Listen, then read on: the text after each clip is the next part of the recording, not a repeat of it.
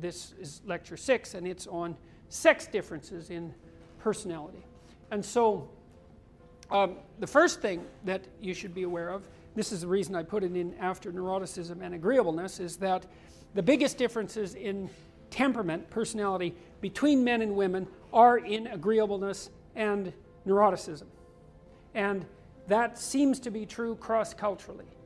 And so, because one of the things you want to know is, so look what's happened, is that psychologists have established a relatively atheoretical model of personality.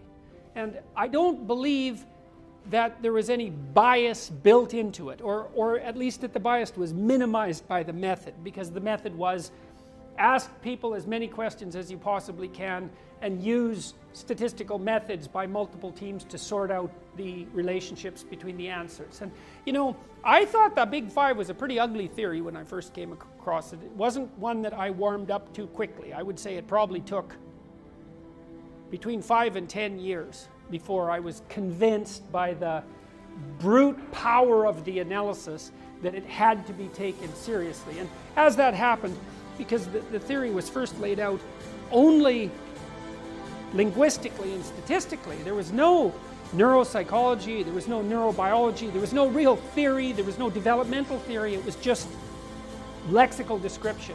And so it was like a theory in search of a place to exist as well, because of course before it was established we didn't know what it was also capable of predicting. And that all got built up around that, say, 5 to 10 year period too.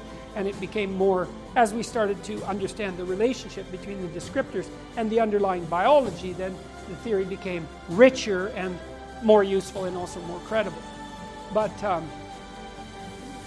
that actually had certain benefits. Its lack of initial theoretical attractiveness, because it also mitigated against bias, because if you find a theory attractive for whatever reason, then you're more likely to maybe be biased in favor of evidence that support it. And I really don't believe that the people who developed the Big Five theory were very much affected by that. I mean, there are people who built their reputation on the theory, and of course they would be biased in favor of pushing their career forward, but peer review, when it's done properly, keeps that nicely under control. And then the fact that multiple different methods have converged on the same model, and that there's pretty good evidence that it remains, reasonably stable cross-culturally, and that it's associated with the child developmental literature. That's all pretty powerful convergent evidence. And so, well, once you have the theory laid out, you can start to use it to ask and answer interesting questions like, well, are there differences between men and women?